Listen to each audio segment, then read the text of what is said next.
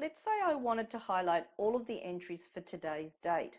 So in this one here, to enter today's date, you can do Control semicolon, and that will give you the current date, and that date come tomorrow will not update and change.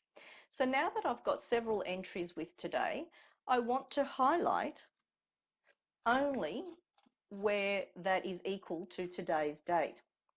From conditional formatting, highlight rules, there's an option here about a date occurring, because you might like to highlight not only the current date, so today's date, yesterday's date, tomorrow's date, the last 7 days, and you've got a whole bunch of options and choices here.